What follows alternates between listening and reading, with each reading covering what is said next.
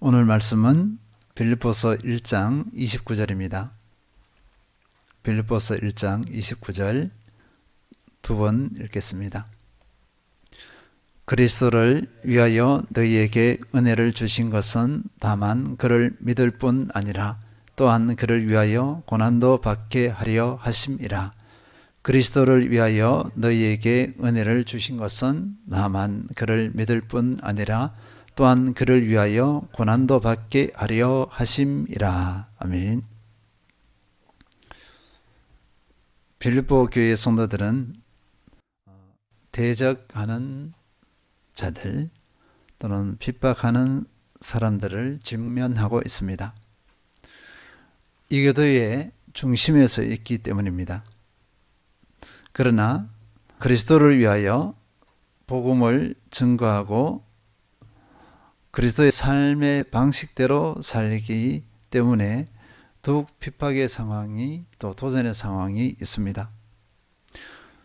그러면 이 시련, 고난들, 핍박, 도전들을 어떻게 해석해야 되는가? 오늘 빌립보서 1장 29절에서 분명히 말씀해 주고 있습니다. 읽겠습니다. 그리스도를 위하여 너희에게 은혜를 주신 것은 다만 그를 믿을 뿐 아니라 또한 그를 위하여 고난도 받게 하려 하심이라. 하나님께서 그리스도를 위하여 믿음의 사람에게 주신 은혜는 먼저 믿음입니다.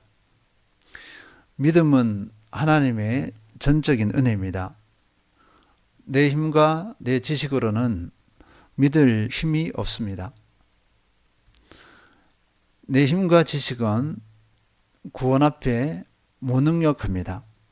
고린도전서 1장 21절 하나님의 지혜에 있어서는 이 세상이 자기 지혜로 하나님을 알지 못하므로 하나님께서 전도에 미련한 것으로 믿는 자들을 구원하시기를 기뻐하셨도다. 이 세상이 자기 지혜로 하나님을 알지 못합니다. 믿지 못합니다. 독실한 불교 신자로 살다가 78세에 복음을 믿었습니다. 불교와 무속에 빠졌다가 72세에 복음을 믿었습니다. 은혜로밖에 설명이 되지 않습니다. 하나님께서 창세전에 예비하셨고 택하셨고 하나님의 때에 믿음을 주셨기 때문에 믿을 수 있는 것입니다. 그 방법은 전도에 미련한 것입니다. 다른 특별한 것이 아니었습니다. 하나님께서 그리스도를 위하여 믿음의 사람들에게 주신 두 번째 은혜는 고난입니다. 이 고난에 대해 어떻게 표현하고 있냐면요. 그를 위하여 이렇게 했습니다. 그를 위하여. 이 고난은 그리스도를 위한 고난이라는 것입니다. 또는 그리스도를 대신한 고난이다. 이렇게 사도 바울은 빌립보 성도들에게 설명해 주고 있습니다. 베드로전서 2장 20절 읽겠습니다. 죄가 있어 매를 맞고 참으면 무슨 칭찬이 있으리요? 그러나 선을 행함으로 고난을 받고 참으면 이는 하나님 앞에 아름다우니라. 죄로 인한 고난이 있습니다. 내가 잘못해서 받는 고난은 당연한 거예요. 칭찬이 없습니다. 또 이 죄로 인한 고난으로 인해서 이제 연약함을 인정하고 돌이키는 그런 은혜가 있을 수는 있습니다. 우리는 혹 내가 연약함으로 고난을 받는다면 하나님 앞에서 연약함을 인정하고 회개하고 돌이킨다면 자신에게 유익이 될 수 있습니다. 그러나 선을 행함으로 고난을 받으면 또 이것을 고난을 받고 참으면 하나님 앞에 아름답습니다. 선을 행함으로 고난을 받는다는 것은 복음을 위해 고난을 받는 것, 믿음을 지키기 위해 고난받는 것들, 거룩한 삶, 구별된 삶을 위해 고난받는 것들, 이런 것들을 다 포함한다 할 수 있겠습니다. 그리스도의 삶의 방식을 따르는 것입니다. 그러할 때 다가오는 고난이라 볼 수 있어요. 이 고난은 예수 그리스도께서 본을 보여주셨습니다. 베드로전서 2장 21절 이를 위하여 너희가 부르심을 받았으니 그리스도도 너희를 위하여 고난을 받으사 너희에게 본을 끼쳐 그 자체를 따라오게 하려 하셨느니라. 예수님께서 잔인한 십자가 형벌을 받으시고 돌아가셨습니다. 수치와 모멸, 고통을 당하셨습니다. 죄가 있어서 그런 것이 아니었습니다. 나를 살리기 위해서, 나에게 생명을 주시기 위해서 그렇게 하신 것입니다.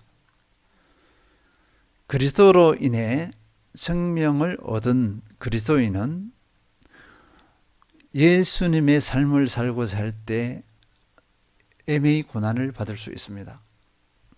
억울하게 고난을 받을 수 있다는 것입니다. 그런데 그 고난은 당연한 것이다. 이렇게 받아들이는 것입니다. 예수님의 길을 쫓아가되 예수님께서 당하셨던 것처럼 예수님의 사람은 똑같이 그런 고난이 다가온다는 것입니다. 이를 위하여 너희가 부르심을 받았으니 이렇게 했습니다.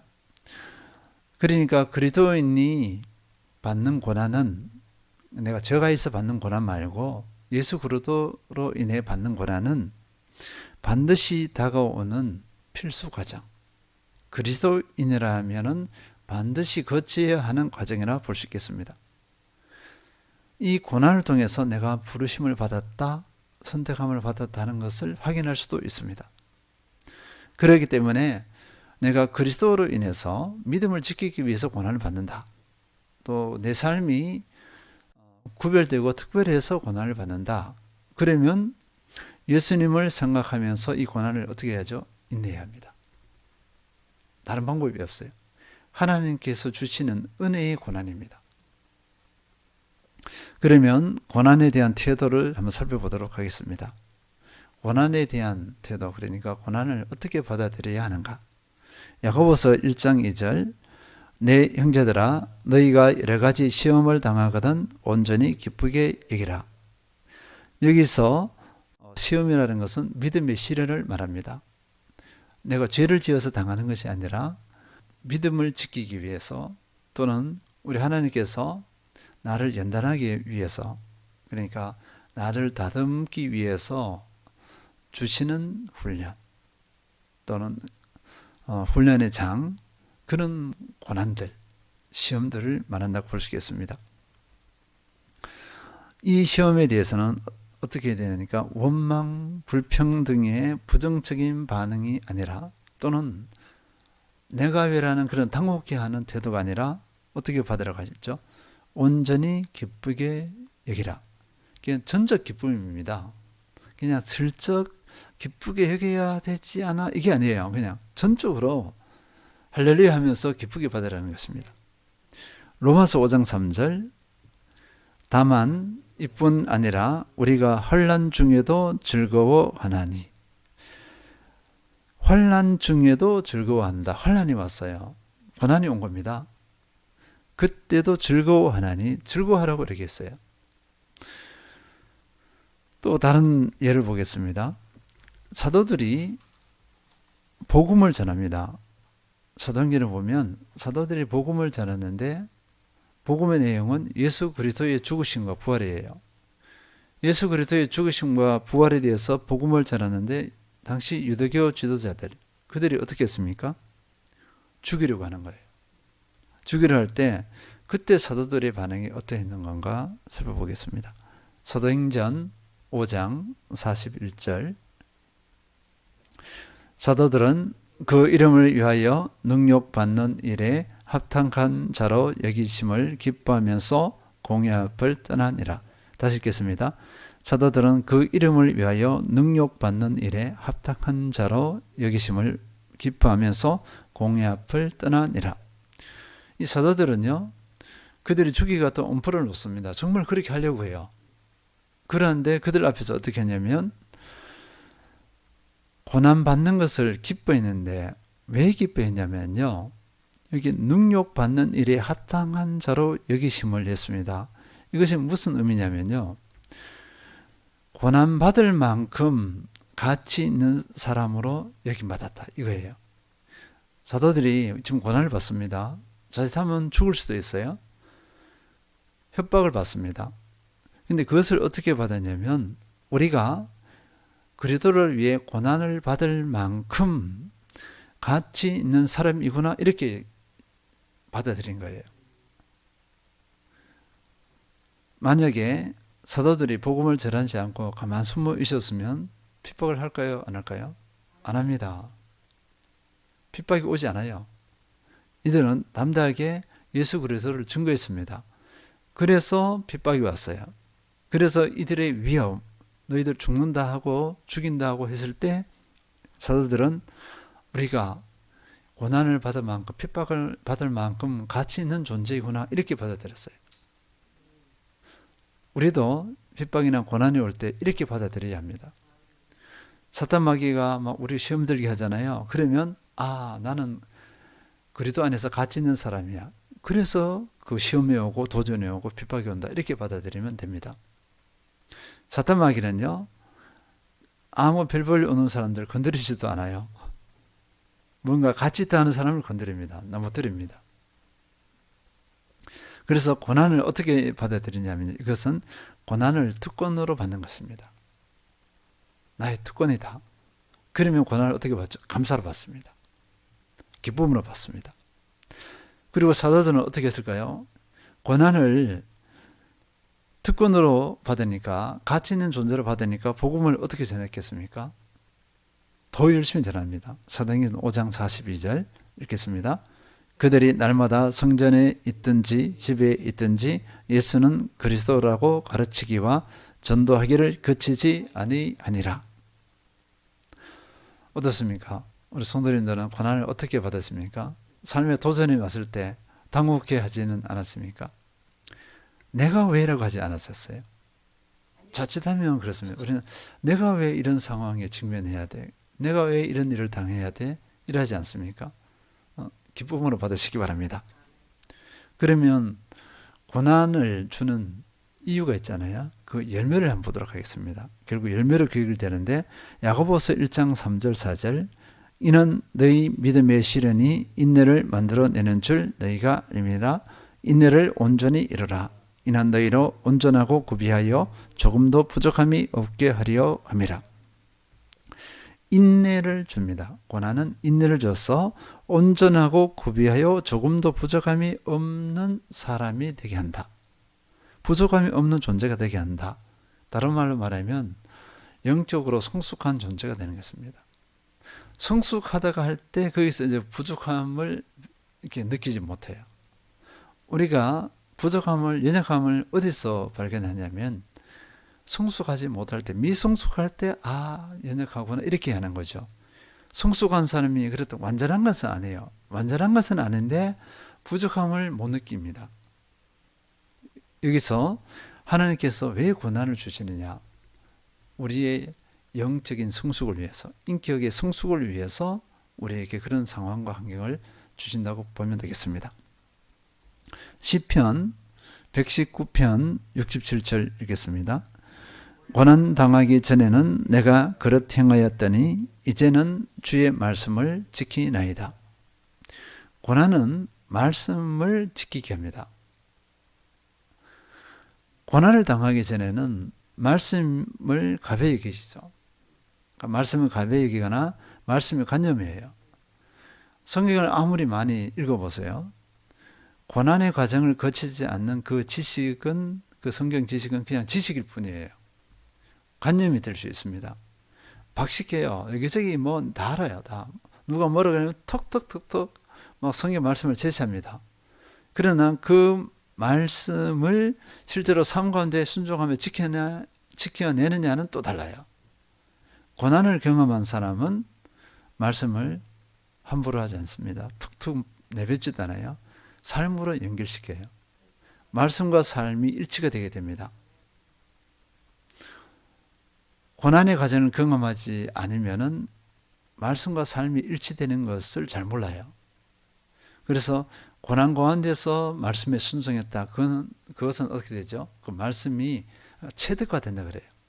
체험화됩니다. 그래서 정말 말씀대로 살아요.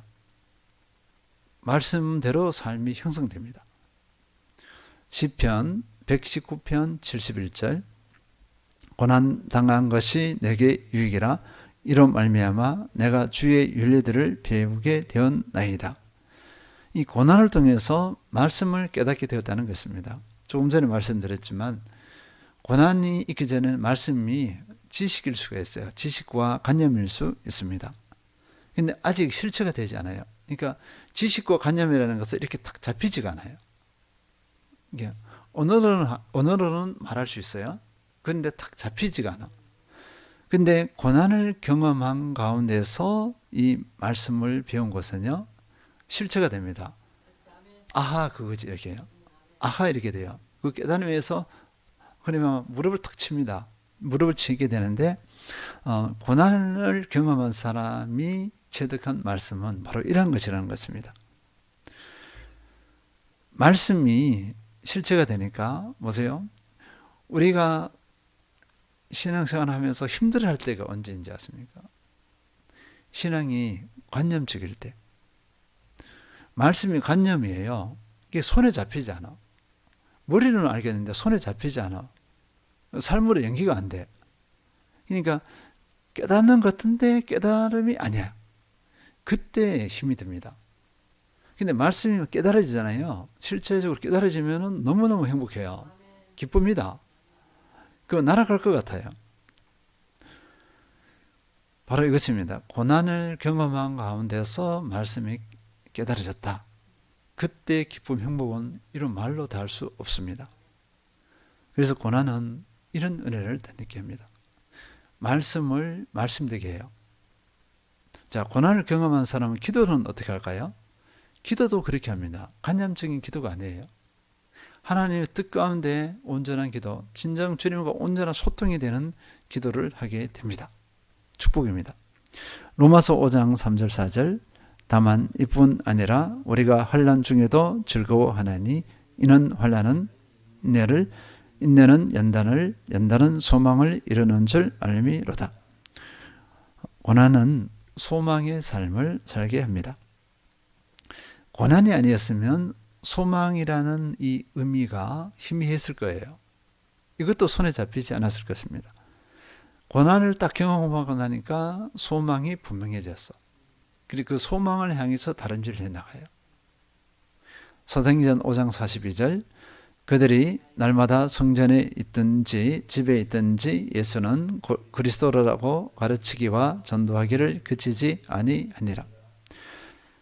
고난을 경험한 사람은요, 이 부르심에 어떻게 하느냐면 부르심의 삶에 생명을 살리고 세우는 삶에 더욱 헌신합니다.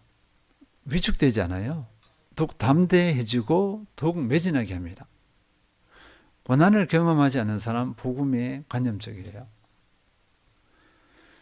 고난이 없을 때는 연약하고 흐지부지하는 경우가 많습니다. 고난 가운데서 복음을 깨달았어요. 복음을 전하지 않을 수 없습니다. 성령에서 막 떠미는 그 경험을 해요. 담대합니다. 거룩한 열정, 열심이 막 올라와요. 베드로전서 4장 12절에서 13절 읽겠습니다. 사랑하는 자들아 너희를 연단하려고 오는 불시험을 이상한 일 당하는 것 같이 이상히 여기지 말고 오히려 너희가 그리스도의 고난에 참여하는 것으로 즐거워하라. 이는 그의 영광을 나타내실 때에 너희로 즐거워하고 기뻐하게 하려 함이라. 다른 거는 두고요. 중요한 문구를 보겠습니다. 연단하려고 오는 불시험을 이상한 일 당하는 것 같이 여기지 말고 오히려 그랬습니다. 너희가 그리스도 고난에 참여하는 것으로 즐거워하라. 그러니까 지금 고난을 당한다. 이것은 그리스도의 고난에 참여하는 것으로 봤습니다. 그 결과가 뭐냐면 이는 했어요. 그의 영광을 나타내실 때에 너희로 즐거워하고 기뻐하게 하려 함이라. 우리가 지금까지는 현재 지금 살아가면서 여러 유익들이 있습니다. 은혜들이 있어요. 그것만 있는 것이 아닙니다. 여기서는 뭐냐면 그의 영광을 나타내실 때 마지막 때입니다. 예수님께서 다시 오셨을 때 하나님 앞에서, 예수 그리스도 앞에서 우리에게 뭐가 되냐니까 즐거움과 기쁨이 됩니다. 왜냐하면 그 고난을 통해서 하나님께서 예비하신 그 열매들을 맺었잖아요. 하나님께서도, 예수 그리스도께서도 그것을 기뻐하십니다. 하나님의 칭찬이 있어요. 그때 우리 하나님의 칭찬 또는 상급을 받게 됩니다. 그때 우리는 기뻐하고 즐거워해요. 이것까지 생각하라는 거예요. 종말론적으로 예수님께서 다시 오실 때를 기억하면서 생각하면서 지금의 고난을 기쁘게 받아들이라. 그리고 그 고난 속에서 마음껏 다듬어지고 새롭게 되어져라. 이것이 은혜입니다. 그리스도인으로서 고난 받는다는 것은 하나님의 뜻입니다. 그리스도의 고난에 참여하는 것입니다. 내가 가치 있는 존재라는 것을 증명하는 것과 같습니다. 그 고난은 나에게서 특권입니다. 기쁨과 긍정으로 받고 더욱 성숙해져서 흠이 없고 부족함이 없는 삶으로 나아가시는 모든 성도님들 되시길 축원드립니다.